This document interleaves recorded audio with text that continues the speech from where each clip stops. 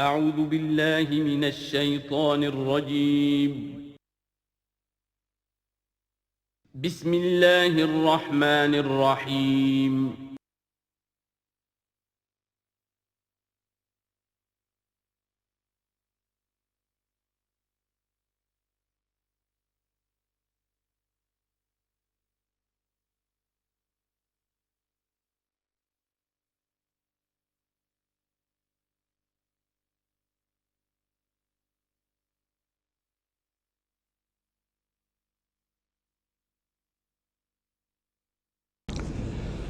اعوذ باللہ من الشیطان الرجیم بسم اللہ الرحمن الرحیم وَإِذَا ضَرَبْتُمْ فِي الْأَرْضِ فَلَيْسَ عَلَيْكُمْ جُنَاحٌ أَن تَقْصُرُوا مِنَ الصَّلَاةِ صدق اللہ العظیم۔ اب یہ پھر کچھ شریعت کے احکام آ رہے ہیں، گویا کہ خطاب کا رخ پھر اب مسلمانوں کی طرف، اہل ایمان کی طرف، شریعت کے احکام، عبادات سے متعلق تفاصیل۔ اور اے مسلمانوں، جب تم زمین میں سفر کرو تو کوئی حرج نہیں ہے تم پر، کوئی گناہ نہیں ہے کہ تم کچھ کم کر لیا کرو نماز میں۔ ان خفتم ان یفتنکم الذین کفروا، اگر تمہیں اندیشہ ہو کہ تم کو نقصان پہنچائیں گے کافر۔ ان الکافرین کانوا لکم عدوا مبینا، یقیناً یہ کافر تمہارے کھلے دشمن ہیں۔ یہ ہے قصر صلاۃ، لیکن صلاۃ الخوف کی حالت میں، جنگ کی حالت میں قصر کا حکم۔ اور اس میں بھی خاص طور پر جو صورتحال تھی کہ جب حضور کے ساتھ ہوتے تھے تو اب اگر شکل یہ ہوتی کہ آدھا آدھا لشکر علیحدہ علیحدہ نماز پڑھے اور پھر حضور ایک کے ساتھ نماز پڑھیں تو دوسروں کو محرومی کا احساس ہوتا۔ لہذا آپ دیکھیے کہ ایک بہت عمدہ تدبیر بتائی گئی۔ فَإِذَا كُنْتَ فِيهِمْ، تو اے نبی جب آپ بھی ان کے اندر موجود ہوں، فَأَقَمْتَ لَهُمُ الصَّلَاةَ، اور آپ نے ان کے لیے نماز کھڑی کر دی ہو، فَلْتَقُمْ طَائِفَةٌ مِّنْهُمْ مَعَكَ، تو ان میں سے ایک گروہ کو تو کھڑے ہونا چاہیے آپ کے ساتھ، وَلْيَأْخُذُوا أَسْلِحَتَهُمْ، اور جو دوسرے ہیں وہ اپنا اسلحہ لے کر وہ چاق و چوبند رہیں، فَإِذَا سَجَدُوا فَلْيَكُونُوا مِنْ وَرَائِكُمْ، تاکہ جب تم سجدہ کرو، جو حضور کے ساتھ نماز پڑھ رہے سجدے میں جائیں تو وہ دوسرا گروہ جو ہے جو نماز میں شریک نہیں ہے وہ ان کی حفاظت کرے، کھڑے رہیں ان کے پیچھے۔ وَلْتَأْتِ طَائِفَةٌ أُخْرَىٰ، اب اس کے بعد ہوتا کیا تھا کہ حضور نے ایک رکعت نماز پڑھا دی اور آپ بیٹھے رہے، دوسری رکعت کے لیے اٹھے نہیں، دوسری رکعت مسلمانوں نے خود ادا کر لی۔ اب جب انہوں نے سلام پھیر دیا چلے گئے تو جو پہلے جو تھے جو اس وقت تک شریک نہیں ہوئے تھے وہ حضور کے پیچھے آ گئے۔ اب حضور نے ایک رکعت اور پڑھی تو ان کی ایک رکعت حضور کے پیچھے ہو گئی، اس کے بعد حضور نے ایک رکعت کے بعد سلام پھیر دیا، انہوں نے پھر ایک رکعت اور ادا کر لی، اس طریقے سے کہ کوئی بھی حضور کی امامت کے شرف سے اور فضل سے محروم نہ رہے۔ فَإِذَا سَجَدُوا فَلْيَكُونُوا مِنْ وَرَائِكُمْ وَلْتَأْتِ طَائِفَةٌ أُخْرَىٰ لَمْ يُصَلُّوا فَلْيُصَلُّوا مَعَكَ، اب وہ دوسرا گروہ کو آنا چاہیے کہ جنہوں نے ابھی نماز نہیں پڑھی تھی کہ وہ آپ کے ساتھ نماز پڑھیں، وَلْيَأْخُذُوا حِذْرَهُمْ وَأَسْلِحَتَهُمْ، اور ان کو چاہیے کہ وہ اپنی ڈھالیں بھی، اپنا بچاؤ بھی اور اسلحہ بھی ساتھ رکھے۔ وَدَّ الَّذِينَ كَفَرُوا لَوْ تَغْفُلُونَ عَنْ أَسْلِحَتِكُمْ وَأَمْتِعَتِكُمْ، یہ کافر تو اسی طاق میں رہتے ہیں، اسی امید میں رہتے ہیں کہ تم جیسے ہی غافل ہو جاؤ، وَدَّ الَّذِينَ كَفَرُوا لَوْ تَغْفُلُونَ عَنْ أَسْلِحَتِكُمْ، اپنے اسلحہ سے غافل ہو جاؤ، وَأَمْتِعَتِكُمْ، اور اپنے مال و اسباب سے، فَيَمِيلُونَ عَلَيْكُمْ مَيْلَةً وَاحِدَةً، تو وہ تم پر ایک دم ٹوٹ پڑے حملے کے اندر۔ وَلَا جُنَاحَ عَلَيْكُمْ إِن كَانَ بِكُمْ أَذًى مِّن مَطَرٍ، اور کوئی حرج نہیں ہے تم پر، کوئی گناہ نہیں ہے اگر تمہیں کوئی تکلیف ہو یا بارش کی وجہ سے کوئی صورتحال ایسی ہو، اور کنتم مرضى، یا تم بیمار ہو، ان تضعوا اسلحتکم، کہ اسلحہ تو اپنا رکھ دو، وخذوا حذرکم، لیکن صرف ڈھال لے لیا کرو کہ اچانک کوئی حملہ ہو جائے تو اگر پوری تلوار نیزہ وغیرہ سب اپنے جسم پر لگایا ہوا ہے تو نماز کا پڑھنا مشکل ہے، اور یہ کہ حالات ایسے ہیں تو اسلحہ علیحدہ رکھ دیا جائے لیکن ڈھال اپنے پاس موجود رہے، تاکہ اچانک کوئی حملہ ہو تو کم سے کم انسان کو وقت ملے کہ وہ اپنے آپ کو بچا کر اور پھر وہ اپنا اسلحہ بھی لے لے گا۔ ان اللہ اعد للکافرین عذابا مہینا، یقیناً اللہ تعالیٰ نے کافروں کے لیے ایک بہت اہانت آمیز عذاب تیار کر رکھا ہے۔ فَإِذَا قَضَيْتُمُ الصَّلَاةَ، پھر جب یہ نماز اس طریقے سے تم ادا کر لو، فاذکروا اللہ قیاما وقعودا وعلی جنوبکم، تو پھر ذکر کرو اللہ کا کھڑے ہوئے، بیٹھے ہوئے، لیٹے ہوئے، سواریوں پر چلتے ہوئے۔ وہ ذکر جو ہے وہ ذکر کثیر، وہ صرف نماز کے ساتھ نہیں ہے، بلکہ جیسے سورہ جمعہ میں آیا ہے کہ فَإِذَا قُضِيَتِ الصَّلَاةُ فَانتَشِرُوا فِي الْأَرْضِ وَابْتَغُوا مِن فَضْلِ اللَّهِ وَاذْكُرُوا اللَّهَ كَثِيرًا لَعَلَّكُمْ تُفْلِحُونَ۔ ہر حال میں جب تم اللہ کو یاد رکھو، اللہ کا ذکر کرتے رہو۔ ادعیہ معصورہ ہیں، اوراد معصورہ ہیں، اوراد مسنونہ ہیں، ان کے سے اپنی زبان کو اور اپنے ذہن کو اور قلب کو ایمان کے ساتھ تر و تازہ رکھو۔ فَإِذَا اطْمَأْنَنْتُمْ، اور جب تمہیں امن حاصل ہو جائے، یعنی یہ نماز کی یہ کیفیت جو ہے یہ صرف اس شکل میں ہوگی کہ خوف ہے، صلاۃ الخوف۔ جب تمہیں امن حاصل ہو جائے، خوف جاتا رہے، فَأَقِیمُوا الصَّلَاةَ، پھر نماز قائم کرو جیسے کہ نماز کے قائم کرنے کے آداب ہیں، اس کی شرائط ہیں۔ ان الصلاۃ کانت علی المؤمنین کتابا موقوتا، یقیناً نماز اہل ایمان پر فرض کی گئی ہے، فرض ہونے کی شکل میں اور وقت کے ساتھ۔ اس کی فرضیت ہے اور موقوت ہے، اس کے اپنے اوقات ہیں، اور اس اوقات کے ضمن میں آپ کو بتا چکا ہوں کہ حضرت جبرائیل نے 2 دن نماز آپ کو پڑھائی، ایک دن 5 نمازیں اول وقت میں، دوسرے دن 5 نمازیں آخر وقت میں، اور بتایا کہ ان کے مابین وقت ہے۔ وَلَا تَهِنُوا فِي ابْتِغَاءِ الْقَوْمِ، اور دیکھو اس قوم یعنی اپنے دشمن کا پیچھا کرنے میں سست نہ بنو۔ اب تو یوں سمجھیے کہ جو حق و باطل کی جنگ ہے وہ آخری مرحلے کو پہنچ رہی ہے، اب آخری مرحلے پہ آ کے تھک نہ جانا۔ وَلَا تَهِنُوا فِي ابْتِغَاءِ الْقَوْمِ، ان کا پیچھا کرنے میں سست مت پڑو، ہمت نہ ہارو۔ ان تکونوا تعلمون، بڑے پیارے الفاظ ہیں، اگر تمہیں کوئی تکلیف پہنچتی ہے، الم پہنچتا ہے، بے آرامی ہے، فَإِنَّهُمْ يَعْلَمُونَ تَعْلَمُونَ، تو کیا انہیں نہیں پہنچتا؟ انہیں بھی تو تکلیف پہنچتی ہے، وہ بھی جنگ کر رہے ہیں، وہ بھی زخم کھاتے ہیں، ان کے بھی لوگ مر رہے ہیں، وہ ساری تکلیفیں انہیں بھی پہنچ رہی ہیں، دشمنوں کو بھی۔ وَتَرْجُونَ مِنَ اللَّهِ مَا لَا يَرْجُونَ، اور تم اللہ سے امیدیں رکھتے ہو جو وہ نہیں رکھتے۔ تمہیں تو جنت کی امید ہے، تمہیں اللہ سے مغفرت کی امید ہے، انہیں تو یہ بھی نہیں ہے، تو اس اعتبار سے تمہیں تو ان سے کہیں آگے بڑھ جانا چاہیے۔ جو آخری آیت تھی سورہ آل عمران کی کہ یا ایھا الذین آمنوا اصبروا وصابروا ورابطوا، ان سے تو بڑھ جانا چاہیے صبر کے اندر کہ تمہارا سہارا تو اللہ ہے، وما صبرک الا باللہ۔ ان کے تو یہ من گھڑت قسم کے دیویاں دیوتا، ان کے دل کے اندر ان کی حقیقت میں کوئی قدر و قیمت بھی نہیں ہے، پھر بھی وہ اپنے باطل معبودوں کے لیے اس طریقے سے جان جوکھوں میں ڈال رہے ہیں، تو مسلمانوں تمہیں تو اس سے 10 گنا کرنا چاہیے۔ وَلَا تَهِنُوا فِي ابْتِغَاءِ الْقَوْمِ إِن تَكُونُوا تَعْلَمُونَ فَإِنَّهُمْ يَعْلَمُونَ كَمَا تَعْلَمُونَ وَتَرْجُونَ مِنَ اللَّهِ مَا لَا يَرْجُونَ وَكَانَ اللَّهُ عَلِيمًا حَكِيمًا، اور یقیناً اللہ تعالیٰ علیم ہے اور حکیم ہے۔ اب یہ چند آیتیں آ گئیں اہل ایمان سے خطاب میں، اب پھر کچھ منافقوں کا معاملہ ایک آ رہا ہے۔ اِنَّا أَنزَلْنَا إِلَيْكَ الْكِتَابَ بِالْحَقِّ لِتَحْكُمَ بَيْنَ النَّاسِ بِمَا أَرَاكَ اللَّهُ، اے نبی ہم نے آپ پر کتاب نازل کی ہے حق کے ساتھ، تاکہ آپ لوگوں کے مابین فیصلہ کریں انصاف کے ساتھ، اور جو اللہ نے آپ کو دکھایا ہے، یعنی ایک تو کتاب دی ہے، قانون دیا ہے، ایک آپ کو بصیرت دی ہے، یہ اللہ تعالیٰ کی طرف سے بصیرت خاص۔ ظاہر بات ہے کہ ایک جج بیٹھا ہوا ہے اور جج کے پاس آپ نے کتاب ہے، فائل ہے، شہادتیں ہیں، گواہیاں ہیں، اب ایک اس کی اپنی ایک چھٹی حص بھی ہوتی ہے، اس کی اپنی جو ہے ایک ججمنٹ بھی ہوتی ہے جس کو کہ وہ بروئے کار لاتا ہے، تو اس کو اللہ کہتا ہے جیسا کہ ہم آپ کو دکھاتے ہیں اس کے مطابق فیصلہ کریں۔ وَلَا تَكُن لِلْخَائِنِينَ خَصِيمًا، اور خیانت کرنے والوں کی طرف سے آپ نہ جھگڑیں، یعنی ان کی طرف سے وکالت نہ فرمائیں کہ آپ کوئی اگر مسلمان ہے، کہنے کو مسلمان ہے خائن، تو اب اس کی طرفداری جو ہے آپ کو نہیں کرنی ہے۔ اس کا اصل میں ایک واقعہ ہو گیا تھا کہ ایک منافق مسلمان، اس نے کسی مسلمان کے گھر میں چوری کی، نقب لگائی، وہاں سے ایک آٹے کا تھیلا لے لیا، کچھ اسلحہ لے لیا، وہ اپنے گھر تک آیا تو وہ آٹے کی تھیلے کے اندر کہیں سوراخ تھا تو وہ آٹا گرتا گیا، تھوڑا تھوڑا وہ سارا راستہ جو ہے پتہ چل گیا کہ اس کے گھر تک سوراخ پہنچ گیا۔ پھر اسے کچھ خیال آیا کہ ممکن ہے مجھ پر شک ہو جائے، اسے پتہ نہیں تھا کہ یہ آٹا بھی میرا راز فاش کر رہا ہے،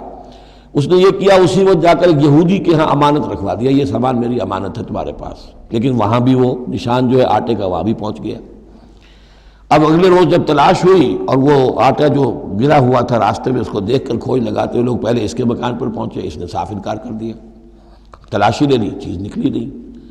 اب انہوں نے دیکھا تو وہ آگے جا رہے ہیں نشان، وہ وہاں پہنچ گئے، یہودی کے یہاں برآمد ہو گیا۔ یہودی نے کہا ٹھیک ہے، یہ مال ہے، یہ رات رکھے یہاں پر حفاظت کے لیے رکھ گیا تھا۔ اب یہاں پہ جھگڑا ہو گیا کہ اس کے جو قوم کے لوگ تھے، اس کے گھرانے کے لوگ، اس منافق مسلمان کے، ان کا نہیں یہ جھوٹ بولتا ہے، یہ یہودی چور ہے۔ اب وہ یہودی کا اور مسلمان جو منافق تھا اس کا مقدمہ تھا جو حضور کے سامنے آیا، اور پوری قوم، اس کا پورا گھرانہ جو ہے، وہ قبیلہ اس کا جو ہے وہ آ گیا شور مچاتے ہوئے اور قسمیں کھاتے ہوئے، ہمارا یہ آدمی تو بہت نیک ہے، اس پر خامخواہ یہ جھوٹا الزام لگ رہا ہے اور یہ ہے اور وہ ہے، یہاں تک کہ کچھ حضور کا دل بھی پسیجنے لگا اس شخص کے بارے میں۔ اس پر یہ آیت نازل ہوئی ہے، خیانت کرنے والے کے طرف سے آپ وکالت نہ کریں، اس کے سہارا نہ بنیں، اس کو مدد نہ پہنچائیں۔ وَلَا تَكُنْ لِلْخَائِنِينَ خَصِيمًا، اب خصیمہ بحث کرنے والا، للخائنین، علی الخائنین ہوتا تو خائنوں کے خلاف، خائنوں کے حق میں آپ دلیل نہ دیں۔ وَاسْتَغْفِرِ اللَّهَ، اور یہ جو بھی آپ کی طبیعت میں نرمی پیدا کچھ ہو گئی تھی، اس پر اللہ سے استغفار کیجئے۔ ان اللہ کان غفورا رحیما، یقیناً اللہ تعالیٰ بخشنے والا اور رحیم ہے۔ وَلَا تُجَادِلْ عَنِ الَّذِينَ يَخْتَانُونَ أَنفُسَهُمْ، آپ مت جھگڑیے ان لوگوں کی طرف سے جنہوں نے کہ اپنے جانوں کے ساتھ خیانت کی ہے۔ اب ہم یہ امید لگائے بیٹھے حضور ہماری طرف سے شفاعت کریں گے، چاہے ہم نے بے ایمانیاں کی ہیں، حرام خوریاں کی ہیں، شریعت کی دجیاں بکھیری ہیں، تو حضور گویا کہ ہماری شفاعت کریں گے۔ یہاں فرمایا جائے وَلَا تُجَادِلْ عَنِ الَّذِينَ يَخْتَانُونَ أَنفُسَهُمْ، مت جھگڑیے آپ ان لوگوں کی طرف سے، ان کی طرف سے وکالت مت کیجیے۔ ان اللہ لا يحب من كان خوانا اثیما، اللہ تعالیٰ کو بالکل پسند نہیں ہے وہ لوگ کہ جو خوان ہوں، خیانت کرنے والے اور گناہ گار ہوں۔ یستخفون من الناس ولا یستخفون من اللہ، یہ لوگ شرماتے ہیں اور چھپتے ہیں لوگوں سے، اللہ سے نہیں چھپتے۔ وَهُوَ مَعَهُمْ إِذْ يُبَيِّتُونَ مَا لَا يَرْضَىٰ مِنَ الْقَوْلِ، حالانکہ جب یہ راتوں کو مشورے کرتے ہیں مسلمانوں کے خلاف، حضور کے خلاف، یہ منافقین کی بات آ رہی ہے، تو اللہ تعالیٰ ان کے ساتھ موجود ہوتا ہے۔ اگر تو ایمان ان کا ہو اللہ پر تو انہیں معلوم ہو کہ اللہ سن رہا ہے ہماری بات۔ یہ مسلمانوں سے ڈرتے ہیں، خفیہ رکھتے ہیں اپنی باتوں کو، ان بدبختوں کو یہ خیال نہیں ہے کہ اللہ وہ تو ہر وقت ہمارے پاس موجود ہے۔ وَكَانَ اللَّهُ بِمَا يَعْمَلُونَ مُحِيطًا، اور جو کچھ وہ کر رہے ہیں اللہ اس کا احاطہ کیے ہوئے ہے، یعنی اس کی پکڑ سے یہ کہیں باہر نہیں نکل سکتے۔ ہاں انتم ہؤلاء جادلتم عنہم فی الحیات الدنیا، اب یہاں پہ اشارہ ہو رہا ہے وہ جو منافق مسلمان تھا، چور، اس کے جو گھرانے والے لوگ تھے کہ اے لوگوں تم نے دنیا کی زندگی میں تو ان کی طرف سے جھگڑا کر لیا، یہاں تک کہ حضور کو بھی بچلانے کی حد تک تم پہنچ گئے۔ وَمَن يُجَادِلُ اللَّهَ عَنْهُمْ يَوْمَ الْقِيَامَةِ، قیامت کے دن کون مجادلہ کرے گا اللہ سے؟ یہاں تم چھڑا بھی لو، حضور کو بھی فرض کیجئے، حضور نے فرمایا، یہ حدیث موجود ہے کہ میرے سامنے کوئی مقدمہ پیش ہوتا ہے تو کوئی ایک فریق زیادہ چرب زبان ہوتا ہے، اپنی بات کو پیش کرتا ہے اور میرے ہاں سے وہ غلط فیصلہ لے جاتا ہے۔ فرض کیجئے زمین کا کوئی ٹکڑا تھا اور میں نے غلط ڈگری اس کے حق میں دے دی، تو وہ سمجھ لے کہ چاہے میری عدالت سے ڈگری لے کر گیا ہے لیکن وہ جہنم کا ٹکڑا لے کر گیا ہے، زمین کا ٹکڑا لے کر نہیں گیا ہے۔ تو یہ تو معاملات ہیں کہ جو بھی عدل ہو رہا ہے، فیصلہ ہو رہا ہے، اس میں جو بھی کیسز ہیں، جو بھی گواہیاں ہو رہی ہیں، اس کے مطابق فیصلہ کر رہے ہیں۔ اب ہر وقت تو اللہ تعالیٰ کی طرف سے حضور صلی اللہ علیہ وسلم کے لیے ہر مرحلے پر تو نہیں تھا، جہاں اللہ ضروری محسوس کرتا تھا آپ کو متنبع فرما دیتا تھا۔ ہاں انتم ہؤلاء، یہ تمہیں لوگ ہو، جادلتم عنہم فی الحیات الدنیا، تم نے بہت جھگڑا کیا ان کی طرف سے، اپنے ساتھی، اپنے رشتہ دار کی طرف سے دنیا کی زندگی میں۔ فمن یجادل اللہ عنہم یوم القیامہ، تو کون ہے جو اللہ سے جھگڑا کر سکے گا ان کی جانب سے قیامت کے دن؟ ام من یکون علیہم وکیلا، یا کون ہوگا جو اس کا کارساز بن سکے گا، ان کا وکیل بن سکے گا؟ وَمَن يَعْمَلْ سُوءًا أَوْ يَظْلِمْ نَفْسَهُ، اور جو کوئی بری حرکت کرے گا یا اپنے اوپر ظلم ڈھائے گا، ثم يستغفر اللہ، اور پھر اللہ سے استغفار کرے گا، یجد اللہ غفور الرحیم، وہ اللہ کو پائے گا غفور الرحیم۔ سیدھی روش ہے، غلطی ہو گئی، خطا ہو گئی، مان لو، جو دنیاوی سزا ہے وہ بھگت لو، اللہ سے استغفار کرو، آخرت کی سزا سے چھٹکارا مل جائے۔ اب اس سے بھی آگے ہے معاملہ، وَمَن يَكْسِبْ إِثْمًا فَإِنَّمَا يَكْسِبُهُ عَلَى نَفْسِهِ، جو کوئی بھی کوئی گناہ کماتا ہے وہ اپنی جان پر وبال لیتا ہے۔ وَكَانَ اللَّهُ عَلِيمًا حَكِيمًا، اللہ تعالیٰ علیم اور حکیم ہے۔ وَمَن يَكْسِبْ خَطِيئَةً أَوْ إِثْمًا ثُمَّ يَرْمِ بِهِ بَرِيئًا، اور یہ معاملہ تو بہت بڑھ کر ہے کہ کسی نے کوئی گناہ کمایا، کوئی خطا کی، کوئی غلطی کی، کوئی جرم کیا، پھر اس کی تہمت لگا دی ایسے شخص پر جو بری ہے۔ یہودی تو بری تھا، اس کو سزا دلوانے کے لیے سب تل گئے، تو ثم یرم بہ بریئا، جو بری ہے اس سے، اس کا کوئی تعلق نہیں، اس کا اس میں کوئی گناہ میں حصہ نہیں، فقد احتمل بہتانا و اسما مبینا، تو اس نے تو اپنے سر پر بہت بڑا طوفان اور بہت کھلا کھلا گناہ کا بوجھ لے لیا ہے۔ ولولا فضل اللہ علیک، اب یہ حضور سے خطاب ہو رہا ہے کہ اس معاملے میں اگر اللہ تعالیٰ نے بروقت آپ کو مطلع نہ کر دیا ہوتا، ولولا فضل اللہ علیک ورحمتہ لہمت طائفۃ منہم ان یضلوک، تو ان میں سے ایک گروہ ان منافقین میں سے وہ تو اس کے اوپر تل گیا تھا کہ آپ کو گمراہ کر دے، یعنی آپ سے غلط فیصلہ کروا لے، عدالت محمدی سے ظلم ہو جائے، اور وہ جو اصل میں مجرم نہیں تھا، بے گناہ جو ہے یہودی، اس کو پکڑ لیا جائے۔ وَلَوْلَا فَضْلُ اللَّهِ عَلَيْكَ وَرَحْمَتُهُ لَهَمَّتْ طَائِفَةٌ مِّنْهُمْ أَن يُضِلُّوكَ وَمَا يُضِلُّونَ إِلَّا أَنفُسَهُمْ، حقیقت میں وہ نہیں گمراہ کر رہے مگر اپنے آپ کو، وَمَا يَضُرُّونَكَ مِن شَيْءٍ، اور اے نبی وہ آپ کو نقصان نہیں پہنچا سکیں گے، یعنی ہم ایسے مواقع پر بروقت آپ کو مطلع کرتے ہیں۔ وَأَنزَلَ اللَّهُ عَلَيْكَ الْكِتَابَ وَالْحِكْمَةَ، اور اللہ نے آپ پر کتاب نازل کی ہے اور حکمت نازل کی ہے، وَعَلَّمَكَ مَا لَمْ تَكُنْ تَعْلَمْ، اور وہ ساری باتیں آپ کو سکھائی ہیں جو آپ نہیں جانتے تھے، وَكَانَ فَضْلُ اللَّهِ عَلَيْكَ عَظِيمًا، اور یقیناً اللہ کا فضل آپ پر بہت بڑا ہے۔ لا خیر فی کثیر من نجواہم، اب یہ چونکہ منافقین تھے، یہ اپنے نجوا کرتے تھے، علیحدہ بیٹھ کے گفتگویں کرنا، سرگوشیاں کرنا، اور طرح طرح کے نجوا ہوتے تھے، بیٹھے باتیں بھی کر رہے ہیں، مسکرا بھی رہے ہیں کسی کو دیکھ کر، تاکہ اس کے دل میں خلجان پیدا ہو جائے، یہ میرے بارے میں کوئی باتیں کر رہے ہیں، اشارے بھی کر رہے ہیں، تو 100 طرح سے ہتھ کنڈے، اور یہ ہماری مجلسوں میں بھی ہوتا ہے، یہ سارے معاملات جو کہ انسانی معاشرے کے اندر جیسے ہوتے تھے آج بھی ہوتے ہیں۔ لا خیر فی کثیر من نجواہم، یہ جو نجوا کرتے ہیں، سرگوشیاں کرتے ہیں، ان میں سے اکثر میں کوئی خیر نہیں ہے۔ الا من امر بصدقۃ، ہاں ایک بات ہو سکتی ہے، خاموشی سے کسی کو علیحدگی میں لے جا کر کسی صدقے کی اس کو تلقین کی جائے کہ بھائی دیکھو تمہیں اللہ نے غنی کیا ہے، یہ محتاج ہے میں جانتا ہوں، تو علیحدگی بجائے اس کے کہ پبلک میں اس سے بات کرو، اسے علیحدہ جا کے سمجھاؤ، یہ اچھی بات ہے۔ او معروف، یا کسی اور نیکی کا حکم دے، او اصلاح بین الناس، یا لوگوں کے معاملات کو درست کرنے کے لیے، دو بھائی جھگڑ پڑے ہیں تو کرنا پڑتا ہے یہ کہ ایک سے جا کر بات سنیے، پھر اس کی بات جو ہے اس کو اچھی شکل میں پیش کیجئے دوسرے بھائی کے پاس کہ آپ کو مغالطہ ہوا، انہوں نے یہ بات یوں نہیں کہی تھی، یوں کہی تھی۔ اس طریقے سے جو بھی کوئی ہو رہا ہو علیحدہ علیحدہ خفیہ گفتگو، تو اس میں کوئی حرج نہیں ہے۔ وَمَن يَفْعَلْ ذَلِكَ ابْتِغَاءَ مَرْضَاتِ اللَّهِ، جو شخص اس طرح کا نجوا کرے گا، اس طرح کی سرگوشی کرے گا اللہ تعالیٰ کی رضا جوئی کے لیے، فَسَوْفَ نُؤْتِيهِ أَجْرًا عَظِيمًا، ان کو تو ہم اللہ تعالیٰ جو ہے ہم دیں گے بہت بڑا اجر۔ وَمَن يُشَاقِقِ الرَّسُولَ، اور جو رسول کی مخالفت پر تلا ہوا ہے، یہ نجوا کر رہا ہے مخالفت میں، سازشیں، سرگوشیاں، بھڑکا رہا لوگوں کو، دیکھو جی یہ کر دیا، یہ کر دیا، اپنے لوگوں کے لیے یہ کر دیا۔ غزوہ حنین میں ہوا، غزوہ حنین میں چونکہ بہت سے مسلمان وہ تھے مکے کے جو اسی وقت ایمان لائے تھے فتح مکہ کے بعد، اب بہت شریک تھے وہ اس جنگ کے اندر حنین میں،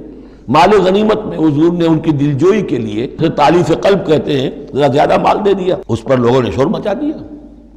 دیکھو جی اب وقت جب کڑے وقت تھے، مشکل وقت تھے، تو اب جب یہ اچھا وقت آیا ہے تو اپنے رشتہ دار یاد آ گئے۔ مکے والے ظاہر بات ہے رشتہ دار تو تھے، بات تو غلط نہیں ہے، قبیلہ تھا قریش کا۔ تو یہ 100 طرح کی باتیں جو آج ہوتی ہیں وہی ہوتی تھی ہمیشہ، یہ انسان کی فطرت جو ہے اس میں کوئی تغیر و تبدل نہیں ہوا ہے۔ وَمَن يُشَاقِقِ الرَّسُولَ مِن بَعْدِ مَا تَبَيَّنَ لَهُ الْهُدَىٰ، اور جو رسول کی مخالفت پر تل گیا اس کے بعد کہ اس پر ہدایت واضح ہو چکی، وَيَتَّبِعْ غَيْرَ سَبِيلِ الْمُؤْمِنِينَ، اور وہ اہل ایمان کے راستے کے سوا کوئی راستہ اختیار کرے، نُوَلِّهِ مَا تَوَلَّىٰ، ہم بھی اسی کی طرف اس کا رخ کر دیتے ہیں جو رخ اس نے اختیار کر لیا ہو، وَنُصْلِهِ جہنم، اور ہم اسے پہنچائیں گے جہنم میں، وَسَاءَتْ مَصِيرًا، اور وہ بہت بری جگہ ہے جانے کی اور لوٹنے کی۔ یہ آیت بڑی اہم ہے اس اعتبار سے کہ امام شافعی رحمۃ اللہ علیہ یہ کہتے ہیں کہ میں نے اجماع کا جو معاملہ ہے قرآن مجید سے تلاش کرنے کی کوشش کی اور مجھے نہیں ملا، یعنی اللہ کے اطاعت یہ تو ٹھیک ہے جو قرآن میں آیا ہے وہ قانون کا ایک سورس ہے، حضور کا فرمان، حضور کی سنت سورس ہے، اسی طرح اجتہاد وہ بھی سمجھ میں آ گیا، یہ اجماع کس شے کا نام ہے، قرآن میں کہیں ذکر نہیں آیا۔ تو کہتے ہیں کہ میں نے 300 مرتبہ پورا قرآن پڑھا شروع سے آخر تک، صرف اس ایک مسئلے کو سامنے رکھ کر کہ مجھے اجماع کے لیے کوئی دلیل قرآن سے ملے، تب اس آیت پر آ کر 301ویں مرتبہ پھر نگاہ جمی، وَيَتَّبِعْ غَيْرَ سَبِيلِ الْمُؤْمِنِينَ، یعنی گویا کہ اہل ایمان کا جو راستہ ہے جس پر اجماع ہو گیا اہل ایمان کا، یہ خود اپنی جگہ ایک بہت بڑی سند ہے، اس لیے کہ حضور نے فرمایا میری امت ضلالت پر کبھی جمع نہیں ہوگی۔ تو جن چیز پر اجماع ہو جائے وہ گویا کہ وہ خود اپنی جگہ پر وہ اس کو ایک حیثیت حاصل ہو جاتی ہے، اوتھینٹسٹی۔ ان اللہ لا یغفر ان یشرک بہ، دوبارہ پھر وہ آیت آ گئی، اللہ تعالیٰ ہرگز نہیں بخشے گا اس سے کہ اس کے ساتھ شرک کیا جائے، ویغفر ما دون ذلک، اور بخش دے گا اس کے سوا جو کچھ ہے اس سے کمتر ہے، لمن یشاء، جس کو چاہے گا، یہ بھی کوئی فری لائسنس نہیں۔ ومن یشرک باللہ فقد ضل ضلالا بعیدا،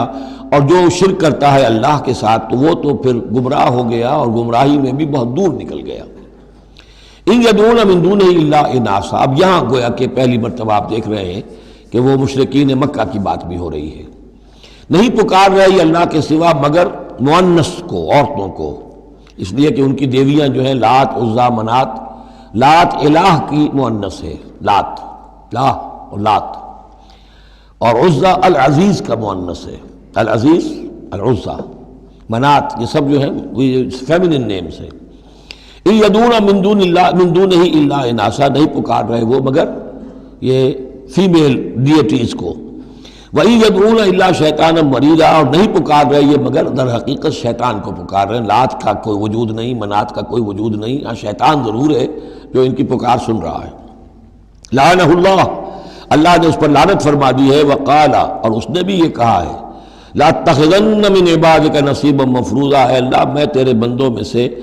ایک تو مقرر حصہ تو لے کر ہی چھوڑوں گا، کچھ کو تو اپنے ساتھ جہنم میں پہنچاؤں گا، ہم تو ڈوبے ہیں صنم، ان کو بھی لے ڈوبیں گے، ان کو بھی ہم نے چھوڑنا نہیں ہے۔ لعنہ اللہ وقال لاتخذن من عبادک نصیبا مفروضا ولأضلنہم، میں تو لازماً ان کو بہکاؤں گا، ولأمنینہم، ان کے دلوں میں بڑی امیدوں کے چراغ روشن کروں گا، بڑے برائٹ کیریئرز ہیں، اس میں بڑی بڑی تمنائیں ہیں، آرزویں ہیں، لگے رہو اسی کام کے اندر، پھر امانیہ ہیں، اللہ بخشی دے گا، اللہ، ہم تو اللہ کے رسول کے امتی ہیں، ہمیں خوف کس بات کا ہے، ہم تو اللہ کے بیٹے ہیں، اس کے بڑے چہیتے ہیں، ہمیں کس کا خوف ہے۔ اور پھر یہ کہ امیدیں بڑی بڑی، طول عمل جس کو کہتے ہیں، دنیا کے لمبے لمبے منصوبے۔ وَلَأُضِلَّنَّهُمْ وَلَأُمَنِّيَنَّهُمْ وَلَآمُرَنَّهُمْ،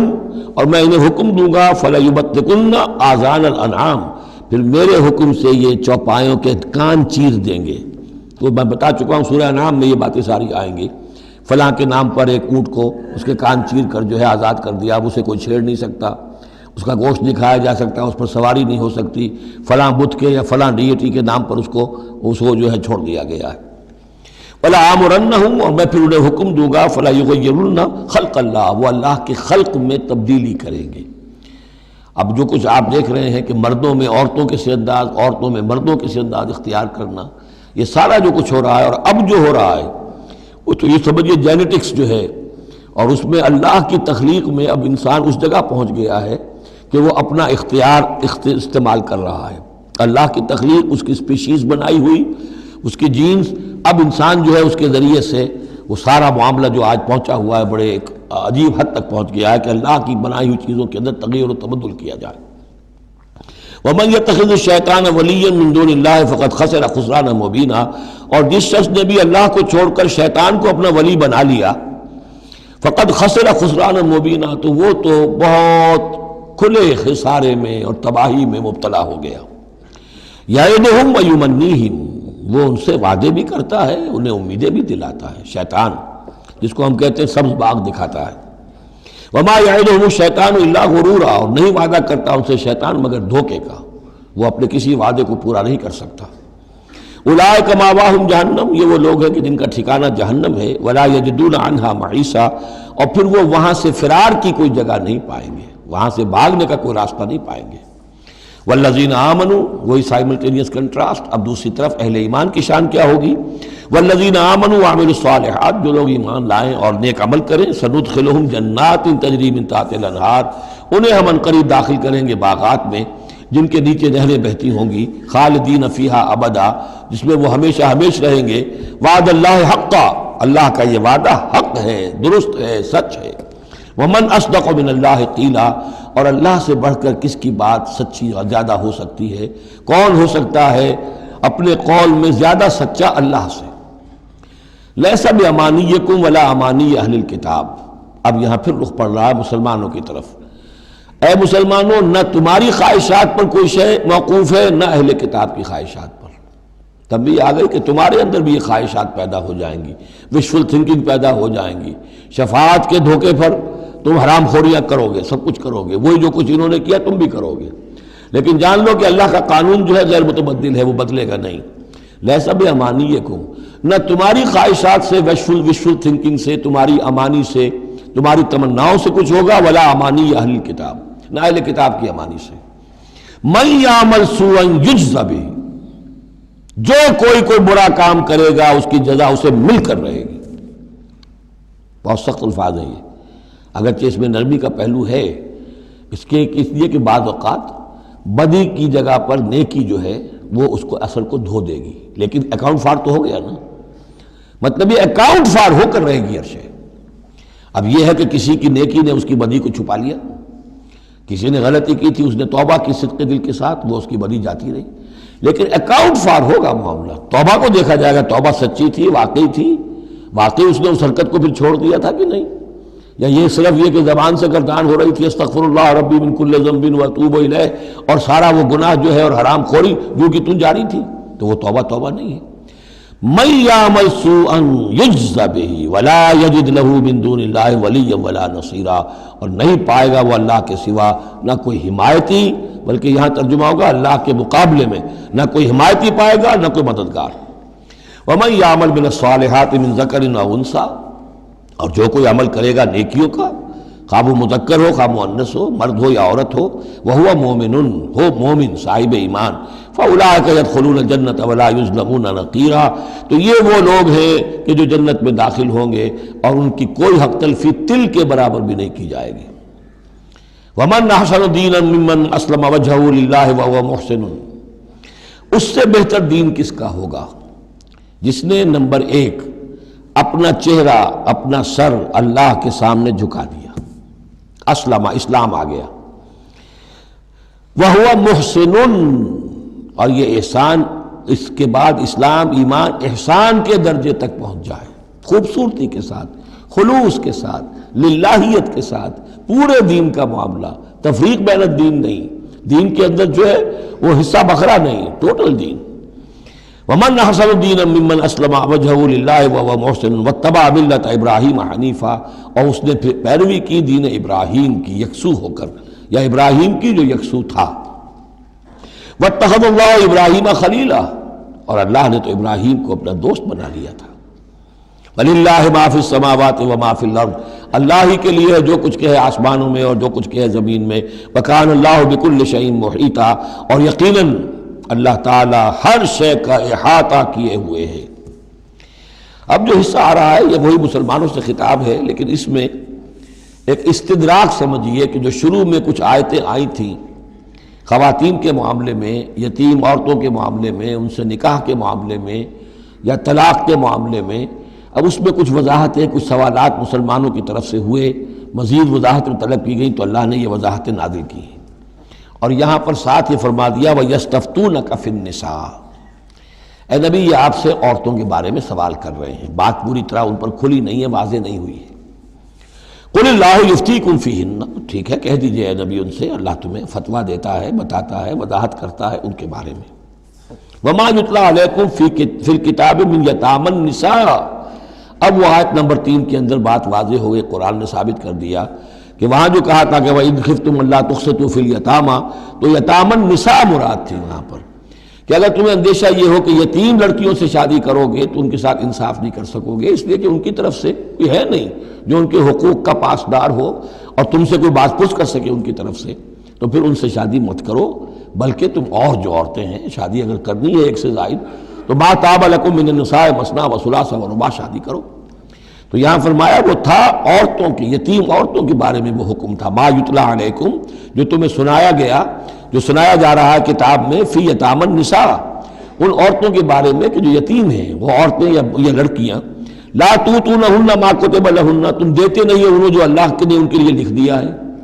بغیر مہر کے یتیم بچی تھی، آپ نے شادی کر لی، کون اس کی طرف سے مہر طلب کرے گا؟ وترغبون ان تنکحوہن، اور چاہتے ہو کہ اسے نکاح بھی کرو۔ والمستضعفین من الولدان، اسی طرح بچے جو ہیں ان کے ساتھ بھی جو ظلم ہوتا ہے۔ وان تقوموا للیتامى بالقسط، اور وہ جو ہم نے تفصیل سے احکام دیے ہیں کہ یتیموں کے معاملے میں انصاف پر کاربند رہو،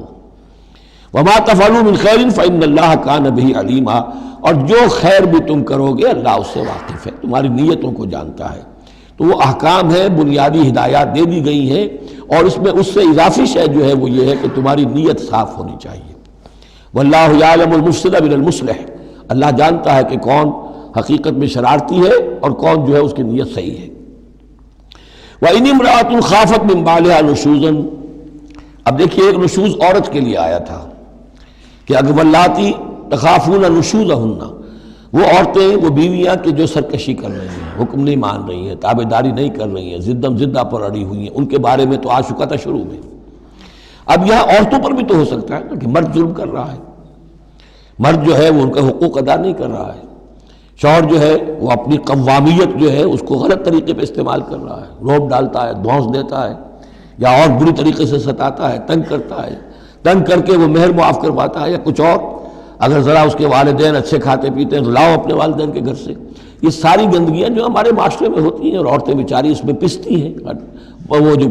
چکی کے دو پارٹوں کے مابین۔ وَإِنِ امْرَأَةٌ خَافَتْ مِنْ بَعْلِهَا نُشُوزًا،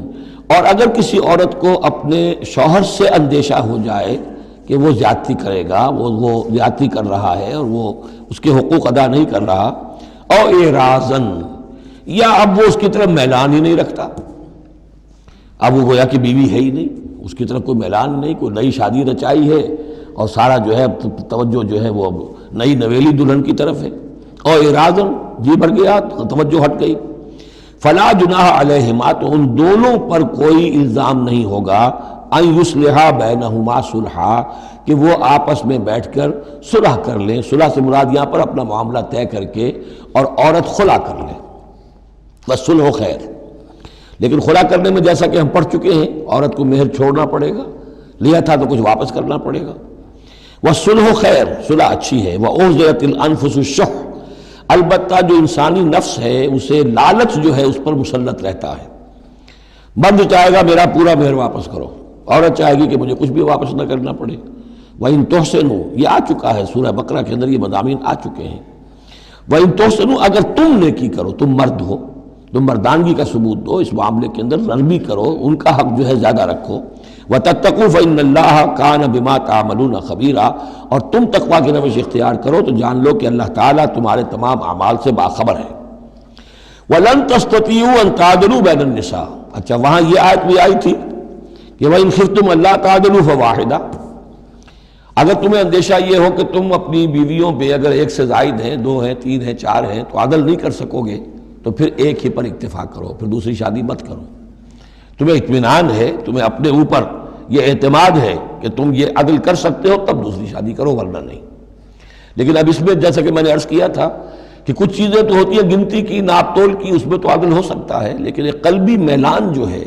اس کے اندر تو ظاہر بات ہے انسان کے اختیار میں نہیں ہے۔ حضور صلی اللہ علیہ وسلم نے اپنی تمام ازواج کے لیے ہر چیز گن گن کر، یعنی باریاں بھی مقرر تھیں آپ کی شب باشی کی، دن میں بھی اب آپ ایک چکر لگاتے تھے عصر اور مغرب کے درمیان، تو تھوڑی تھوڑی دیر ہر اپنی زوجہ محترمہ کے پاس ٹھہرتے تھے، کہیں تھوڑی دیر بھی زیادہ ہو جاتی تو کھلبلی بچ جاتی تھی، آج وہاں کیوں ٹھہر گئے، آج زینب کے پاس زیادہ وقت کیوں لگ گیا، آج فلاں کیا ہو گیا، وہاں شہد دیا گیا تھا، وہ شہد پی رہے تھے تو اس وجہ سے دیر لگ گئی، تو حضور سے جب کہا گیا اشارے کنائے سے آپ نے قسم کھا لی اچھا میں آئندہ کبھی شہد نہیں پیوں گا،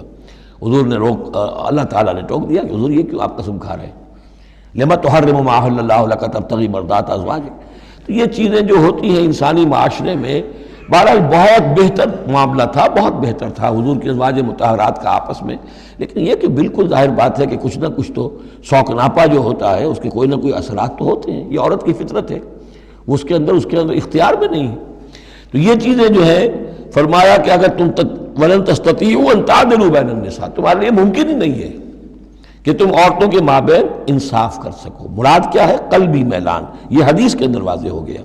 اور حضور فرمایا کرتے تھے کہ اللہ جو بھی چیزیں ہیں میں نے اس میں پورا عدل کیا ہے، باقی جہاں تک میرے دل کا میلان کا تعلق ہے مجھے امید ہے تو مجھ سے مواخذہ نہیں کرے گا، یہ ہے ظاہر بات ہے۔ لیکن اگر تم چاہو بھی تو تم عدل نہیں کر سکتے۔ وَلَن تَسْتَطِيعُوا أَن تَعْدِلُوا بَيْنَ النِّسَاءِ وَلَوْ حَرَصْتُمْ، چاہے تم کتنے حریص ہو اس کے، نہیں کر سکتے۔ فَلَا تَمِيلُوا كُلَّ الْمَيْلِ، تو ایسا نہ ہو کہ ایک کی طرف پورے کے پورے جھک جاؤ، میلان، میل، کل المیل، ایک ہی کی طرف پورا میلان ہو جائے، فَتَذَرُوهَا كَالْمُعَلَّقَةِ کہ دوسری بیوی معلق ہو کر رہ گئے، اب نہ وہ شوہر والی ہے اور نہ آزاد ہے، اس سے کوئی تعلق ہی نہیں۔ وَإِن تُصْلِحُوا وَتَتَّقُوا اگر تم اصلاح کر لو اور تقوی کی روش اختیار کرو، فَإِنَّ اللَّهَ كَانَ غَفُورًا رَحِيمًا تو اللہ تعالیٰ بھی غفور الرحیم ہے۔ وَإِن يَتَفَرَّقَا اب یہ بہت اہم موضوع ہے کہ ہمارے ہاں طلاق کے بارے میں جو یہ مشہور ہو گیا صحیح ہے، ان ابغض الحلال عند اللہ الطلاق، یہ حلال چیزوں میں سب سے زیادہ اللہ کو ناپسند جو ہے وہ طلاق ہے، لیکن اسے کفر کے درجے تک پہنچایا ہوا ہے۔ لڑائی چل رہی ہے، جھگڑا چل رہا ہے، مزاجوں میں موافقت نہیں ہے، ایک دوسرے کو کوس رہے ہیں، دن رات کا جھگڑا ہے، طلاق نہیں دینی، یہ احمقانہ طرز عمل ہے، بالکل احمقانہ، شریعت کی منشا کے بالکل خلاف۔ یہاں آپ دیکھیں کہ ایک طرح کی ترغیب ہے طلاق کی، ترغیب۔ وَإِن يَتَفَرَّقَا اب اگر وہ متفرق ہو جائیں، علیحدہ ہو جائیں، سیپریشن جو آپ استعمال کرتے ہیں، سیپریٹ ہو جائیں، یغنی اللہ کلا من سعتہ اللہ دونوں کو اپنی کشادگی کشائش سے غنی کر دے گا۔ ہو سکتا ہے اس عورت کو بھی کوئی بہتر رشتہ مل جائے کہ جو اس سے اس کے ساتھ مزاجی موافقت رکھنے والا ہو، اور اس شوہر کو بھی اللہ تعالیٰ کوئی بہتر بیوی دے دے کہ جس کے اور اس کے درمیان جو ہے مزاج کے اندر موافقت پیدا ہو جائے۔ تو یہ کہ عدم موافقت ہے، لڑتے رہنا ہے، دنگا فساد ہے، لیکن یہ کہ وہ طلاق نہیں دینی ہے، یہ ہندوانہ اثرات ہیں ہم پر نمبر ایک، اور دوسرے عیسائیانہ اثرات ہیں۔ عیسائیت میں بھی طلاق حرام ہے، اس لیے کہ قانون اصل میں شریعت، انجیل میں شریعت اور قانون تو ہے ہی نہیں، لیکن جو حضور نے فرمایا ان ابغض الحلال عند اللہ الطلاق، ایسی ہی کوئی بات حضرت مسیح نے فرمائی کہ طلاق اگر بلا وجہ کوئی شخص طلاق دے دیتا ہے تو یہ ایسا ہی ہے، فرض کیجئے کہ اب وہ عورت جو ہے اس کی وہ بے سہارا رہ گئی، ہو سکتی ہے کہ اس کا آوارہ ہو جائے، تو گویا کہ اب اس کی گناہ کا وبال اس پر ہوگا کہ جس نے اسے طلاق دی ہے، بلا سبب طلاق دے دی۔ اب وہ عورت جو ہے اگر اس کی شادی اور نہیں ہوئی تو اس کی آوارگی کا امکان موجود ہے۔ تو اس کو سمجھنا چاہیے کہ یہ اخلاقی تعلیم تھی، یہ قانونی تعلیم نہیں تھی۔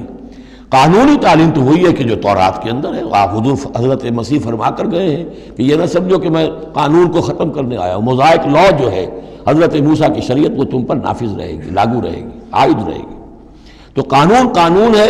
اور اس کے ساتھ اخلاق کی تعلیم ہوتی ہے،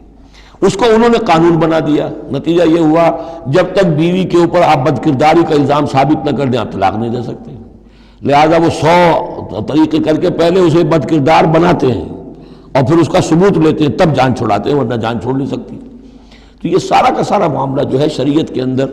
تو جو صحیح راستے رکھ دیے گئے ہیں ان کو اگر چھوڑا جائے گا تو پھر غلط راستے اختیار کرنے پڑیں گے۔ تو ایک ہندوانہ اثرات جو ہمارا پس منظر ہے،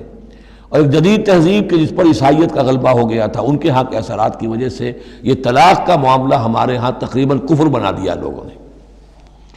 وَإِن يَتَفَرَّقَا يُغْنِ اللَّهُ كُلًّا مِّن سَعَتِهِ اگر وہ علیحدہ ہو جائیں، نہیں مزاجوں کی موافقت ہو رہی، وَكَانَ اللَّهُ وَاسِعًا حَكِيمًا اللہ بڑی وسعت رکھنے والا ہے، بڑی سمائی رکھنے والا ہے، اس کے خزانے بڑے وسیع ہیں، حکیم ہے، حکمت والا ہے، اس کا ہر حکم جو ہے وہ حکمت پر مبنی ہے۔ وَلِلَّهِ مَا فِي السَّمَاوَاتِ وَمَا فِي الْأَرْضِ اللہ ہی کا ہے جو کچھ کہ ہے آسمانوں میں اور جو کچھ کہ ہے زمین میں۔ وَلَقَدْ وَصَّيْنَا الَّذِينَ أُوتُوا الْكِتَابَ مِن قَبْلِكُمْ وَإِيَّاكُمْ أَنِ اتَّقُوا اللَّهَ اور دیکھو مسلمانوں جو تم سے پہلے تھے انہیں بھی ہم نے وصیت کی تھی، جنہیں کتاب دی تھی، اور اب تمہیں بھی وصیت یہی ہے کہ اللہ کا تقوی اختیار کرو، اصل شے ہے تقوی، ورنہ شریعت جو ہے اس کا بھی مذاق بن جائے گا۔ اسی لیے حضور کا جو خطبہ ہے بہت مشہور، عام جمعوں میں آپ سنتے بھی ہوں گے، اوصیکم ونفسی بتقوی اللہ، مسلمانوں میں تمہیں بھی وصیت کرتا ہوں اور اپنے نفس کو بھی وصیت کرتا ہوں کہ اللہ کا تقوی اختیار کریں۔ قوا انفسکم واہلیکم نارا، بچاؤ اپنے آپ کو اور اپنے اہل و عیال کو آگ سے۔ تو یہ تقوی جو ہے، وَلَقَدْ وَصَّيْنَا الَّذِينَ أُوتُوا الْكِتَابَ مِن قَبْلِكُمْ تم سے پہلے جن کو کتاب دی گئی تھی انہیں بھی ہم نے وصیت کی تھی، وَإِيَّاكُمْ اور سن لو تم بھی کان کھول کر، تمہیں بھی یہ وصیت ہے، أَنِ اتَّقُوا اللَّهَ کہ اللہ کا تقوی اختیار کرو۔ وَإِن تَكْفُرُوا اگر تم نہ مانو گے، فَإِنَّ لِلَّهِ مَا فِي السَّمَاوَاتِ وَمَا فِي الْأَرْضِ تو جو کچھ بھی ہے آسمانوں میں اور جو کچھ بھی ہے زمین میں وہ اللہ ہی کا ہے۔ وَكَانَ اللَّهُ غَنِيًّا حَمِيدًا اور اللہ تعالیٰ تو غنی ہے، اپنی ذات میں خود ستودہ صفات ہے۔ وَلِلَّهِ مَا فِي السَّمَاوَاتِ وَمَا فِي الْأَرْضِ، اور آسمان اور زمین میں جو کچھ ہے وہ اللہ کا ہے، وَكَفَى بِاللَّهِ وَكِيلًا، اور اللہ کافی ہے کارساز ہونے کے اعتبار سے۔ عورت بھی یہ سمجھے میرا کارساز اللہ ہے، یہ شوہر جو میرا ہے یہ ظلم کر رہا ہے، میرے ساتھ انصاف نہیں کر رہا ہے، تو میں اسے تعلق منقطع کروں، اللہ بہتر میرے لیے کوئی راستہ پیدا کر دے گا، اللہ کارساز ہے۔ اسی طریقے سے مرد بھی یہ سمجھے، کوئی عورت ہے دین کے معاملے میں نہیں اس کے ساتھ تعاون کر رہی ہے، وہ دین کا کام کرنا چاہتا ہے، تو آخر یہ نہیں ہے کہ سمجھا جائے کہ ہر صورت عورت سے تو نباہ کرنا ہے چاہے اللہ کس سے بغاوت ہو جائے، یہ تو کوئی بات نہ ہوئی، ہر چیز کو رکھنا ہے اپنے مقام پر۔ ان یشاء یذہبکم ایھا الناس، اے لوگوں کیا سمجھتے ہو تم، اللہ چاہے تو تم سب کو لے جائے، ختم کر دے، ویات بآخرین، اور لوگوں کو پیدا کر دے، تمہاری کوئی حیثیت نہیں اللہ کے مقابلے میں، نفس واحد کی طرح ہو، جب چاہے اللہ تعالیٰ تم سب کو نسیہ منسیہ کر دے۔ وَكَانَ اللَّهُ عَلَى ذَلِكَ قَدِيرًا، اور یقیناً اللہ تعالیٰ اس چیز پر قادر ہے۔ مَنْ كَانَ يُرِيدُ ثَوَابَ الدُّنْيَا فَعِندَ اللَّهِ ثَوَابُ الدُّنْيَا وَالْآخِرَةِ، جو کوئی بھی دنیا کا ثواب چاہتا ہے، ساری بھاگ دوڑ محنت دن رات کی کوشش دنیا کمانے میں، اور پیسہ اور دولت اور جائیداد اور ترقی، عہدوں میں ترقی، اور اپنی اور زندگی کے اور ان چیزوں کے اندر لگے ہوئے ہیں سارے دن ساری رات، عند اللہ ثواب الدنیا والآخرہ، اللہ کے پاس تو ثواب دنیا کا بھی آخرت کا بھی ہے۔ تو ہی ناداں چند کلیوں پر قناعت کر گیا، ورنہ گلشن میں علاج تنگی دوران بھی تھا۔ اللہ سے تم مانگو، دنیا بھی مانگو آخرت بھی مانگو۔ ربنا آتنا فی الدنیا حسنۃ وفی الآخرۃ حسنۃ وقنا عذاب النار، اللہ کے ساتھ اپنے معاملے کو درست کرو، خلوص و اخلاص کے اوپر اپنا تعلق استوار کرو، اس کی طرف سے جو ذمہ داریاں ہیں انہیں ادا کرو، پھر یہ کہ اللہ تعالیٰ دنیا سے بھی نوازے گا۔ من کان یرید ثواب الدنیا فعند اللہ ثواب الدنیا والآخرہ وکان اللہ سمیعا بصیرا، اور اللہ تعالیٰ سب کچھ سننے والا اور دیکھنے والا ہے۔ اب جو آیت آ رہی ہے وہ پھر عظیم ترین آیات میں سے قرآن مجید کی، یا ایھا الذین آمنوا کونوا قوامین بالقسط شہداء للہ ولو علی انفسکم او الوالدین والاقربین ان یکن غنیا و فقیرا فاللہ اولی بہما فلا تتبعوا الہوی ان تعدلوا وان تلووا او تعرضوا فان اللہ کان بما تعملون خبیرا۔ اے اہل ایمان کھڑے ہو جاؤ عدل کو قائم کرنے کے لیے پوری قوت کے ساتھ۔ سورہ آل عمران میں ہم نے کیا پڑھا تھا؟ اللہ قائما بالقسط ہے، شہد اللہ انہ لا الہ الا هو والملائکۃ واولو العلم قائما بالقسط۔ جب اللہ عدل قائم کرنا چاہتا ہے تو اللہ کے اس دنیا میں کارندے کون ہیں؟ اہل ایمان، سپاہی ہیں، اللہ کے سپاہی، لہذا عدل قائم کرے گا اللہ دنیا میں اہل ایمان کے ذریعے۔ اللہ دین کا غلبہ چاہتا ہے لیکن اہل ایمان کو جانیں دینی ہوگی، کوششیں کرنی ہوگی، اثار کرنا ہوگا، قربانیاں دینی ہوگی، تب دین غالب ہوگا۔ لیکن یہ اندازہ کیجئے کہ کس قدر اہمیت ہے عدل و قسط، یہ جو سوشل جسٹس کا معاملہ ہے، جتنا زور اسلام نے دیا ہے بدقسمتی سے آج کا ہمارا مذہبی طبقہ اتنا ہی اس سے بے بہرا، سرے سے انہیں پتہ ہی نہیں کہ سوشل جسٹس کی بھی کوئی اہمیت اسلام میں ہے۔ قانون کی اہمیت ہے، تعزیرات کی اہمیت ہے، چور کا ہاتھ کاٹو اس کی اہمیت تو معلوم ہے، لیکن یہ کہ اس نظام کو درست کرو، ظلم ختم کرو، ایکسپلائٹیشن ختم کرو، یہ سرمایہ دار جس طریقے سے خون چوس رہے ہیں اور چوس چوس کا جیسے مچھر پھول جاتا ہے ہمارا خون پی کر، اس طرح وہ پھولے ہوئے ہیں، آخر یہ پورا نظام درست کرو نا۔ یہ مشین جو ہے، یہ پورا نظام جو ہے جس میں کہ ڈسٹریبیوشن آف ویلتھ جو ہے اس کا نظام غلط ہے۔ ایک ایسی چکی ہے کہ آٹا پیس کر ایک طرف ڈالتی ہے دوسری طرف ڈالتی ہی نہیں، ایک طرف بھوک ہے، کاد الفقر و یکون کفرا، یہ فقر جو ہے یہ تو کفر تک انسان کو پہنچا دیتا ہے۔ پہلے وہ نظام قائم کرو جس میں عدل ہو، جس میں ضمانت دی گئی ہو کہ ہر شخص کی، ہر شہری کی بنیادی ضروریات کی کفالت ہے جو نظام خلافت کے اندر ہے۔ پھر کوئی چوری کرے تو ہاتھ کاٹو، ضرور کاٹو، لیکن یہ ہے کہ قانون تو ہمیں معلوم ہے، بحالات موجودہ آپ وہ قانون نافذ کر دیجئے، فائدہ ہوگا حرام خوروں کو، بلیک مارکیٹیوں کو، جنہوں نے کہ حرام خوری سے دولت جمع کی ہوئی ہے۔ چور کا ہاتھ کٹے گا تو وہ پھر پاؤں پھیلا کے سوئیں گے، انہیں ڈر کائے کا رہا، فائدہ انہیں ہوگا۔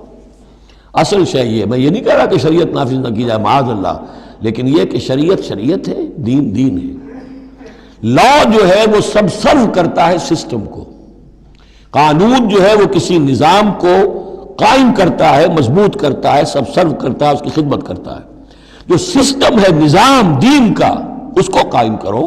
اور پھر اس کو قائم رکھنے کے لیے، اسے کنسولیڈیٹ کرنے کے لیے، اسے چلانے کے لیے، اسے مستقل کرنے کے لیے قانون نافذ کرو۔ یہ ہے جو کہ اصول ہے۔ یا ایھا الذین آمنوا کونوا قوامین بالقسط شہداء للہ، یہی مضمون سورہ مائدہ میں بھی آ جائے گا، کل ہم پڑھیں گے انشاءاللہ۔ صرف یہ کہ اس میں ترتیب بدل گئی ہے، یا ایھا الذین آمنوا کونوا قوامین للہ شہداء بالقسط، بس اتنا فرق ہے۔ لیکن اس میں اشارہ ہو گیا کہ اللہ اور قسط گویا کہ مترادف الفاظ ہیں۔ گواہ بن جاؤ اللہ کے، یا گواہ بن جاؤ قسط کے، کھڑے ہو جاؤ اللہ کے لیے یا کھڑے ہو جاؤ انصاف کے لیے۔ معلوم ہوا اللہ اور قسط یہ مترادف ہے۔ یا ایھا الذین آمنوا کونوا قوامین بالقسط شہداء للہ ولو علی انفسکم، خواہ یہ انصاف کی بات تمہارے اپنے خلاف جا رہی ہو،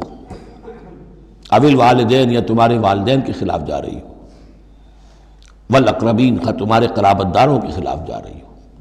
تمہارا تعلق عدل کے ساتھ، انصاف کے ساتھ، قسط کے ساتھ ہے، رشتہ داری کے ساتھ نہیں۔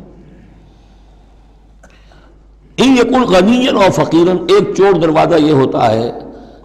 تو خیر حق تو اس کا نہیں بنتا ہے، لیکن یہ غریب ہے، چلو میں اس کے حق میں فیصلہ کر دوں۔ ان یکن غنیا اور فقیرا فاللہ اولیٰ بہما، چاہے وہ شخص غنی ہے یا فقیر ہے، دونوں کا پشت پناہ اللہ ہے، دونوں کا کفیل اللہ ہے، تم نہیں ہو کفیل۔ تمہیں فیصلہ کرنا ہے جو صحیح ہے، جو عدل پر ہے، جو انصاف پر ہے، وہ فیصلہ کرنا ہے، کسی کی جانبداری نہیں۔ وہ جانبداری نہ باپ کی کرنی ہے، نہ ماں کی کرنی ہے، نہ بھائی کی کرنی ہے، نہ خود اپنی کرنی ہے۔ یا ایھا الذین آمنوا کونوا قوامین بالقسط شہداء للہ، اللہ کے گواہ بن کر کھڑے ہو جاؤ اللہ کے حق میں۔ دیکھیے شہادت اعلیٰ، لوگوں پر گواہی، اور شہادت للہ، اللہ کے لیے گواہی۔ یہوہاز وٹنسز، اللہ کے گواہ، یہ تو ہمیں ہونا چاہیے، اللہ کے گواہ بن کر کھڑے ہو جائیں، ہر حق بات جو اللہ کی طرف سے اس کے علم بردار ہوں، اور اس حق کو قائم کرنے کے لیے تن من دھن لگانے کے لیے اپنی کمر کس لیں۔ وَلَوْ عَلَىٰ أَنفُسِكُمْ وَبِالْوَالِدَيْنِ وَالْأَقْرَبِينَ إِنْ يَكُنْ غَنِيًّا أَوْ فَقِيرًا فَاللَّهُ أَوْلَىٰ بِهِمَا، ان کا خیر خواہ اللہ ہے۔ فَلَا تَتَّبِعُوا الْهَوَىٰ، تو دیکھو خواہشات کی پیروی نہ کرو، أَن تَعْدِلُوا،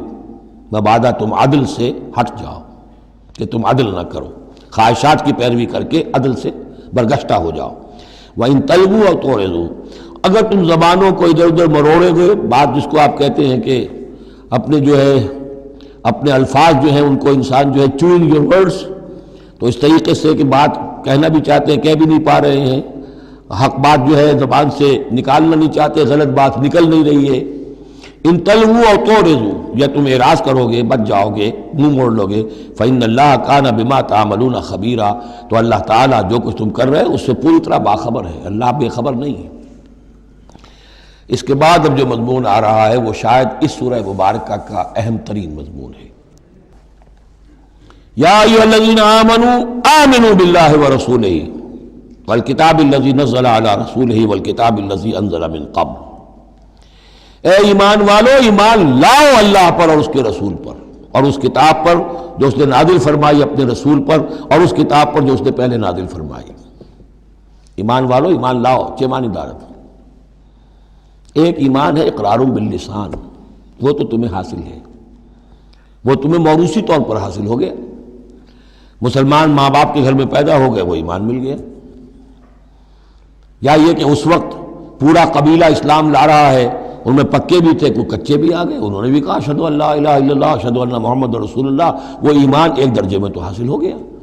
اس لیے ہم پڑھ چکے ہیں کہ کوئی تمہیں اگر راستے میں ملا ہے اور وہ اپنا اسلام ظاہر کرتا ہے، آپ کہہ نہیں سکتے کہ تم مومن نہیں ہو۔ تو ایمان کا ایک درجہ تو وہ ہے، قانونی درجہ ہے،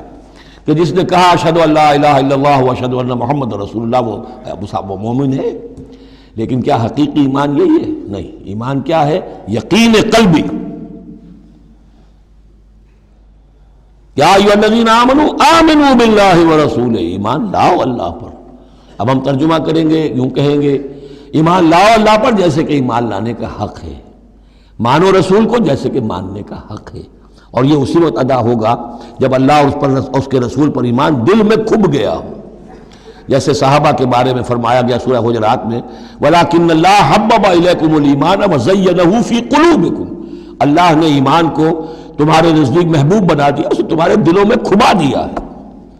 اور کچھ لوگوں کے بارے میں فرمایا قالت الاعراب آمنا قل لم تؤمنوا ولكن قولوا اسلمنا ولما يدخل الايمان في قلوبكم، یہ بدو دعویٰ کر رہے ہیں ہم ایمان لے آئے۔ اے نبی ان سے کہہ دیجئے تم ہرگز ایمان نہیں لائے ہو، ہاں یوں کہہ سکتے ہو کہ ہم مسلمان ہو گئے، اسلام لے آئے ہیں، ہم نے سر تسلیم خم کر دیا، ہم نے اطاعت قبول کر لی، لیکن ابھی تک ایمان تمہارے دلوں میں داخل نہیں ہوا ہے۔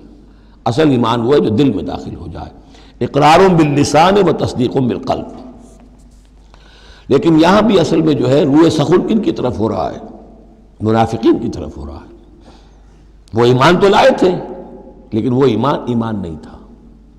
یا ایھا الذین آمنوا آمنوا باللہ ورسولہ والکتاب الذی نزل علی رسولہ، قرآن کے لیے لفظ نزل، والکتاب الذی انزل من قبل، اور تورات کے لیے انزل، اور اس کتاب پر بھی جو پہلے نازل کی گئی تھی۔ وَمَن يَكْفُرْ بِاللَّهِ وَمَلَائِكَتِهِ، جو کوئی کفر کرے گا اللہ کا اور اس کے فرشتوں کا، وَكُتُبِهِ اور اس کی کتابوں کا، وَرُسُلِهِ اور اس کے رسولوں کا، وَالْيَوْمِ الْآخِرِ اور قیامت کے دن کا، فَقَدْ ضَلَّ ضَلَالًا بَعِيدًا، تو وہ تو گمراہ ہو گیا اور گمراہی میں بہت دور نکل گیا۔ یہ آیتیں سب کی سب بہت ہی اہم ہیں اور بڑی گہری ہیں۔ ان الذین آمنوا ثم کفروا ثم آمنوا ثم کفروا ثم ازدادوا کفرا لم یکن اللہ لیغفر لهم ولا لیہدیہم سبیلا بشر المنافقین بان لهم عذابا الیما۔ دیکھیے یہ منافقت کا معاملہ کیا تھا؟ یہ ایسا نہیں تھا کہ ایک ہی دن میں آدمی منافق ہو گیا۔ ایک تو تھے وہ جو شعوری منافق تھے، جو فیصلہ کر کے، جو ہم سورہ آل عمران میں پڑھ آئے ہیں، صبح ایمان کا اعلان کریں گے، شام کو ہم پھر کافر ہو جائیں گے، مرتد ہو جائیں گے، تو معلوم ہوا ایمان انہیں نصیب ہوا ہی نہیں، اور انہیں بھی معلوم تھا کہ ہم مومن نہیں ہیں، ہم ایمان لائے نہیں ہیں، تو دھوکہ دے رہے ہیں۔ یہ شعوری منافق ہوا۔ غیر شعوری منافق کون سے ہوتے تھے؟ کہ جو آئے تو تھے، کوئی دل میں دھوکہ دینے کی نیت نہیں تھی، انہیں اندازہ نہیں تھا کہ یہ، وہ سمجھتے تھے پھولوں کی سیج ہے، نکلا وہ کانٹوں بھرا بستر۔ اب انہیں قدم قدم پہ رکاوٹ ہے، وہ ارادہ، وہ پختگی نہیں ہے، ایمان کی وہ گہرائی نہیں ہے کہ ہر کے بعد آباد جو ہو سو ہو۔ ان کا کیا ہوتا ہے، کچھ دو قدم چلے، کچھ پیچھے ہٹ گئے، کچھ چھٹک گئے، کچھ چلے، کچھ ہمت کی، کچھ رک گئے۔ نتیجہ یہ ہوتا ہے کہ اب لوگ ان کے ڈانٹ ڈپٹ کرتے تم کیا کرتے ہو، تو اب انہوں نے کیا کیا، جھوٹے بہانے بنانے شروع کیے، اور پھر آخری درجہ جھوٹی قسمیں کھانی شروع۔ خدا کی قسم یہ مجبوری تھی، اس لیے میں رک گیا تھا، تم سمجھتے ہو کہ میں جہاد میں نہیں جانا چاہتا تھا، تم ایسا گمان تو نہ کرو، مجھے یہ مجبوری ہو گئی تھی، میری بیوی مر رہی تھی، میں کیسے جا سکتا تھا، وغیرہ وغیرہ، جھوٹی قسمیں۔ تو یہ جو ہے معاملہ ایمان اور کفر کا، یہ یوں چلتا رہتا ہے۔ اگرچہ اوپر جو ہے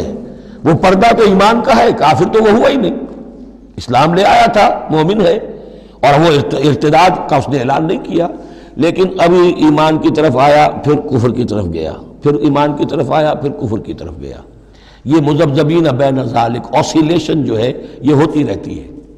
اور اس کی بہترین مثال کیا ہے، کبھی اگر کسی کو آپ نے دریا میں کسی تالاب میں ڈوبتے دیکھا ہو، نیچے گیا پھر آیا ذرا اوپر، پھر گیا پھر آیا، پھر گیا تو گیا، بالکل وہ نقشہ ہے جو یہاں ہے۔ ان الذین آمنوا ثم کفروا، یہاں کفر سے مراد نفاق ہے، کفر قانونی نہیں، کفر حقیقی، کفر معنوی، کفر باطنی، اندر ہی اندر ہو رہا ہے سب کچھ جو ہو رہا ہے۔ انہوں نے انکار اور اعلان کیا ہی نہیں ہے، اسلام سے انکار نہیں کیا، کفر کا اعلان نہیں کیا، یہ اندر ہو رہا ہے اس کی شخصیت کے باطن میں۔ ان الذین آمنوا ثم کفروا ثم آمنوا ثم کفروا، ایمان لائے پھر کفر کیا، پھر ایمان لائے پھر کفر کیا، ثم ازدادوا کفرا، پھر کفر میں بڑھتے چلے گئے۔ لم یکن اللہ لیغفر لہم، اللہ تعالیٰ ایسے لوگوں کو مغفرت کرنے والا نہیں ہے، ایسے لوگوں کی مغفرت کرنے والا نہیں ہے، ولا لیہدیہم سبیلا، اور نہ ایسے لوگوں کو وہ راستہ دکھائے گا۔ اگلی آیت میں کھول دیا کہ یہ کن کا تذکرہ ہے، بشر المنافقین بان لہم عذابا علیما، اے نبی ان منافقوں کو بشارت دے دیجئے کہ ان کے لیے دردناک عذاب۔ یہاں تو آنا ہے تو یکسو ہو کے آؤ، ریزرویشن رکھ کر مت آؤ۔ وَلَنَبْلُوَنَّكُمْ بِشَيْءٍ مِّنَ الْخَوْفِ وَالْجُوعِ وَنَقْصٍ مِّنَ الْأَمْوَالِ وَالْأَنفُسِ وَالثَّمَرَاتِ، کان کھول کر آؤ۔ لَتُبْلَوُنَّ فِي أَمْوَالِكُمْ وَأَنفُسِكُمْ وَلَتُسْمَعُنَّ مِنَ الَّذِينَ أُوتُوا الْكِتَابَ مِن قَبْلِكُمْ وَالَّذِينَ أَشْرَكُوا أَذًى كَثِيرًا، تمہیں سننی پڑیں گی، ساری تلخ باتیں سننی پڑیں گی، کڑوے گھونٹ کرنے پڑیں گے، قدم قدم پر آزمائشیں آئیں گی۔ در رہے منزل لیلا کے خطر ہاش بسے، شرط اول قدم ہی نس کے مجنون باشی۔ بشر المنافقین، تنزیہ انداز ہے، ان منافقوں کو بشارت دے دیجئے محمد صلی اللہ علیہ وسلم کہ ان کے لیے بہت دردناک عذاب ہے۔ الذین یتخذون الکافرین اولیاء من دون المؤمنین، ان کی ایک شان یہ بھی تھی کہ وہ جو کفار تھے ان کو دوست بناتے تھے۔